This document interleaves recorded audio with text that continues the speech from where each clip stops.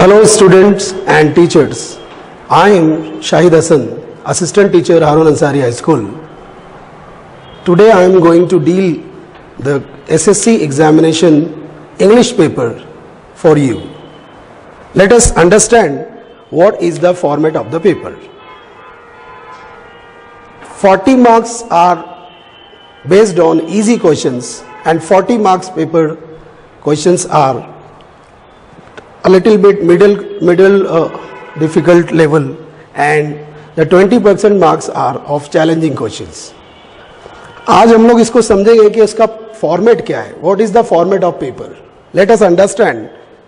Question paper को 7 सवालात में तकसीम किया गया है, जिसमें पहला क्वेश्चन होगा जो फॉर्मेट ऑफ पेपर है.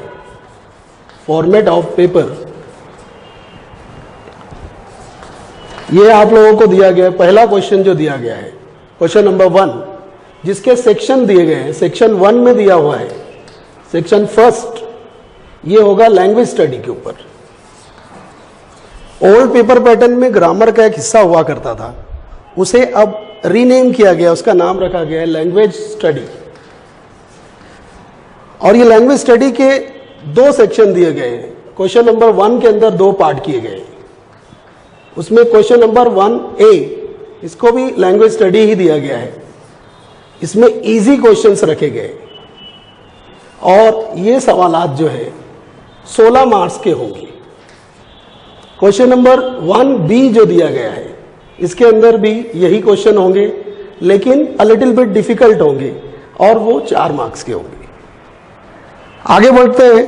क्वेश्चन नंबर 2 जो आप लोगों को दिया गया है, उसमें 2 पैसेजेस दिए गए हैं. जो पैसेजेस आपके कोर्स बुक के अंदर मौजूद हैं, इसके 2 पैसेज हैं. पैसेज 1 जो होगा वो, इसे पहले हम कहा करते थे कि ये आपकी जो है सीन पैसेजेस है. अब उसका नाम जो है रीनेम किया गया, उसको नाम दिया गया टेक्सचुअल पैसेज. टेक्सचुअल पैसेज जो है ये 10 मार्क्स के लिए होगा. ये टेक्सचुअल पैसेज 1, और इसका जो B होगा वो भी टेक्सचुअल पैसेज होगा, वो भी 10 मार्क्स के लिए होगा. इस तरह टोटल 10-20 मार्क्स के 2 सवालात होंगे.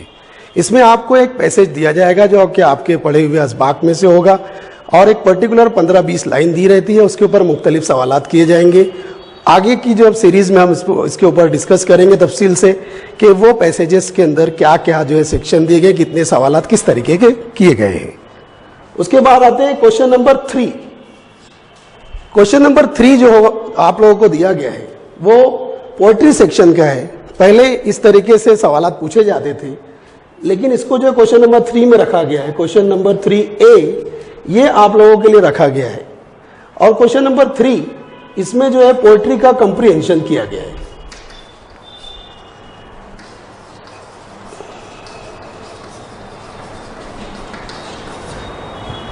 यहां पर आप लोगों को जो दिया गया है सेक्शन 2, ये टेक्सचुअल पैसेज की बेस पर है. ये भी टेक्सचुअल है. इसमें एक पोएट्री का जो है एक्सट्रैक्ट दिया जाएगा. उस एक्सट्रैक्ट की बुनियाद पर आपको 5 मार्क्स का जो है 3 किस्म के सवालात A1, A2 और A3 ये पूछे जाएंगे और आपको इसके जवाब देना है. इसका जो है क्वेश्चन A3B जो दिया जाएगा, ये जो है नई चीज इंट्रोड्यूस की गई है. पोएम का एप्रिसिएशन दिया गया है. Appreciation of poem.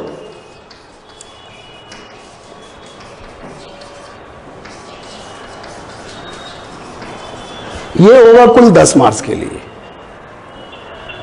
Appreciation of poem जिस तरह के नज्म का खुलासा होता है, इसमें पूरी तफसील से हम आगे की जो सीरीज में गुफ्तगू करेंगे कि एप्रिसिएशन ऑफ पोएम किस तरह किया जाता है. क्वेश्चन नंबर 4 इस तरह होगा. क्वेश्चन नंबर 4 जो रहेगा ये 4th सेक्शन के अंदर आएगा, सेक्शन 4,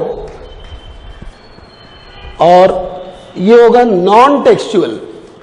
पहले हम लोग इसके ऊपर बात किया करते थे, इससे पहले के फॉर्मेट के अंदर जो हम कहा करते अनसीन पैसेज, उसको रीनेम किया गया है, वो है नॉन टेक्सचुअल क्वेश्चन. इसके ऊपर जो है क्वेश्चन नंबर 4 रखा गया है. इसके अंदर जो है क्वेश्चन 4A, एक नॉन टेक्सचुअल पैसेज दिया जाएगा. जैसा कि अभी आप लोगों ने टेक्सचुअल पैसेज के बारे में देखा है, कि एक टेक्सचुअल पैसेज जो बुक पर होता था, उसके ऊपर एक पैसेज दिया जाता था, पैसेज के ऊपर से हम लोगों को कुछ सवालात किए जाते हैं, उन सवालात को हमको हल करना होता है। इसके ऊपर भी हम लोग जो है खुलासा जो है तफसील हासिल करेंगे आगे की सीरीज में। उसके बाद इसी के अंदर एक सेक्शन दिया गया है, दूसरा हिस्सा है इस क्वेश्चन का, क्वेश्चन 4B। इसके अंदर भी आपको एक नॉन टेक्सचुअल पैसेज दिया जाएगा, लेकिन इसके अंदर कंप्रीहेंशन नहीं होगा। इसमें आप लोगों को उसकी समरी लिखनी होगी, समराइज करना होगा। एक पैसेज पढ़कर उसका जो 1/3, 1/4 इस तरह की जिस तरह जो है पैसेज में कहा जाएगा, क्योंकि बहुत सारी चीजें अभी बहुत सारी क्लियर नहीं है, लेकिन हम जितना हमने एक्सपर्ट से मालूम किया है, आपको जो है उसका 90 से 100 वर्ड्स के अंदर जो है इसका समरी लिखना होगा। आगे बढ़ते हैं क्वेश्चन नंबर 5 के ऊपर। क्वेश्चन नंबर 5 जो होगा वो आपके सेक्शन 5th में होगा। पेपर का 5वां हिस्सा है सेक्शन 5th, जिसमें राइटिंग स्किल आपसे पूछी जाएगी। राइटिंग स्किल के 2 हिस्से होंगे, जिसमें जो पहला हिस्सा इस तरह होगा। क्वेश्चन नंबर 5A, इसमें आप लोगों से लेटर राइटिंग पूछी जाएगी। लेटर राइटिंग में 2 क्वेश्चन होंगे, एक फॉर्मल लेटर और एक informal letter. A1 formal letter और A2 इनफॉर्मल लेटर। ये और करके दिया रहेगा, जिसमें आपको कोई एक करना होगा, है ना। ये जो होगा 5 मार्क्स के लिए पूछा गया है। और यहां पर जो नॉन टेक्सचुअल क्वेश्चन नंबर 4 में ये 10 मार्क्स के लिए, और समरी जो है वो 5 मार्क्स के लिए पूछी गई है। क्वेश्चन नंबर 5 में आते हैं लेटर राइटिंग, फॉर्मल और इनफॉर्मल लेटर। 5 मार्क्स के लिए कोई एक करना होगा। उसका जो B होगा, इसमें डायलॉग राइटिंग दिया जाएगा।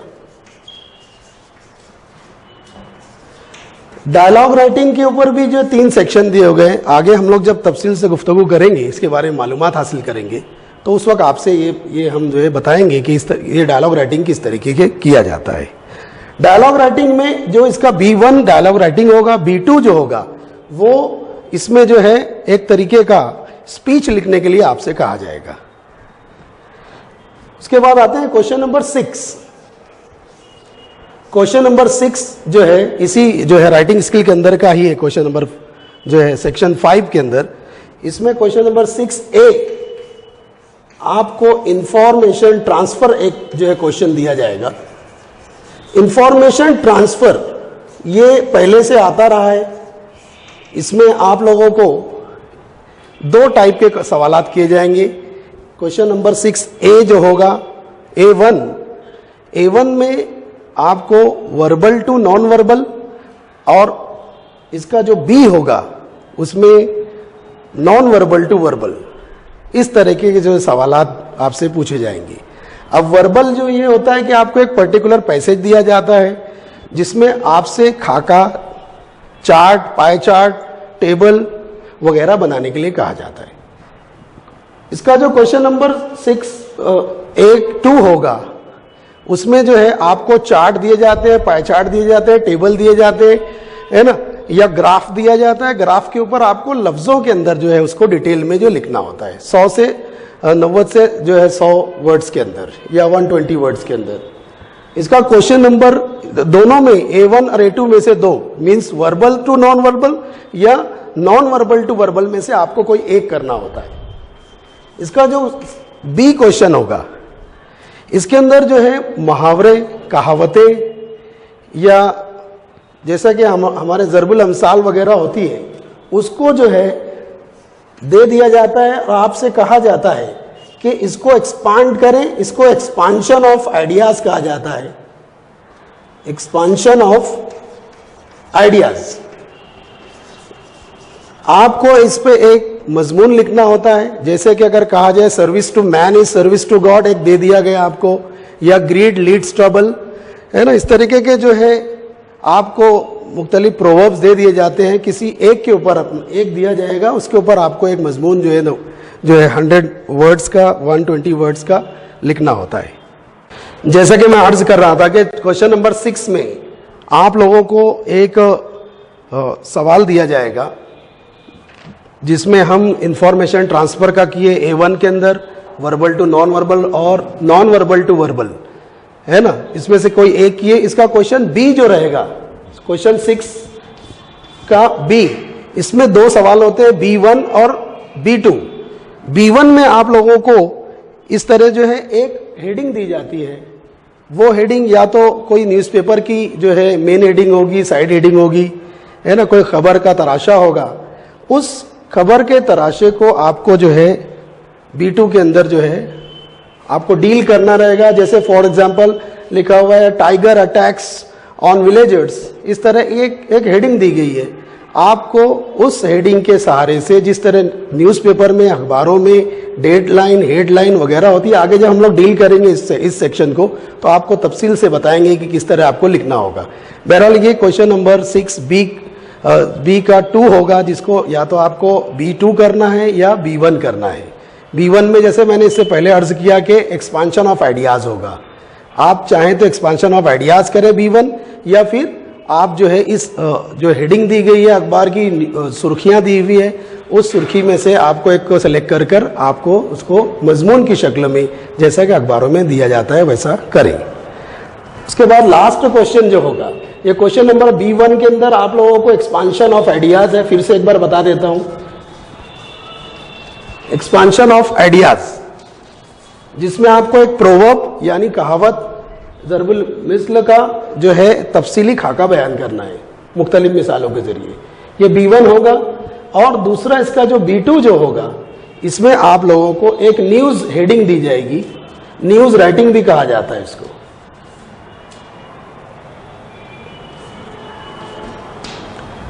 ये आपका B1 है और ये B2 है। इस तरह क्वेश्चन नंबर 6 भी कंप्लीट होता है। और ये दोनों जो है 5 मार्क्स के लिए मुख्तस है। दोनों में से आपको कोई एक करना होता है। लास्ट और लीस्ट जो सबसे आखिरी क्वेश्चन है, वो आप लोगों के लिए जो रहेगा, क्वेश्चन नंबर 7 जो होगा, उसको भी 2 पार्ट में तकसीम किया गया है।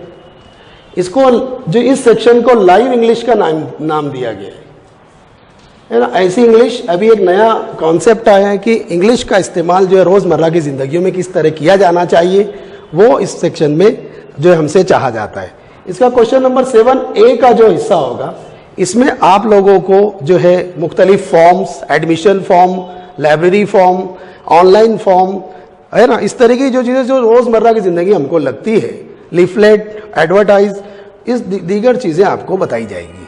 जब हम जब आगे मुख्तलिफ चीज़ों पर डिस्कस करेंगे तो इंशाल्लाह एक एक चीज़ के ऊपर आपको तफसील से बात करेंगे। दूसरा इसका जो हिस्सा होगा, ये भी 5 मार्क्स के लिए होता है। जो लाइव इंग्लिश होगी वो 5 मार्क्स के लिए होगी। दूसरा जो हिस्सा होता है, ये लास्ट जो पहले भी रखा गया था, इसमें थोड़ी सी तब्दीली की गई है। ट्रांसलेशन भी 5 मार्क्स का होगा। आपको 5 मार्क्स के लिए ट्रांसलेशन को करना होगा। इसके 3 हिस्से हैं। पहले हिस्से में 2 वर्ड दिए जाएंगे आपकी किताब से, टेक्स्ट बुक से, जो इंग्लिश के होंगे, आपको उर्दू में करना होगा। उसका जो दूसरा हिस्सा होगा B, उसमें जो है 2 अंग्रेजी के जुमले दिए जाएंगे, जिसके अंदर जो है एक प्रोवर्ब होगा और एक सादा जुमला होगा। उसको इंग्लिश से आपको उर्दू में करना होगा। और एक नई चीज़ अभी जो है की गई है, इसी क्वेश्चन B का जो तीसरा हिस्सा होगा C, उसके अंदर आपको उर्दू के 2 जुमले दिए जाएंगे और उसको आपको अंग्रेजी में करना होगा। इस तरह जो है मैंने आप लोगों को जो पूरे जो है क्वेश्चन पेपर को एक जो है मुख्तसर सा खाका बताया है। आगे की सीरीज में हम आपको एक एक सेक्शन वाइज तफसीली तौर पर बताएंगे कि पर्चे में एक्चुअल में हुआ क्या है, किस तरह जो पर्चा किया जाएगा, मार्क्स की तकसीम क्या है, कितने सवालात होंगे, किस किस बेस पर सवालात आपसे किए जाएंगे। उम्मीद है आप हमारे चैनल को देखते रहेंगे और इससे इस्तेफादा हासिल करेंगे।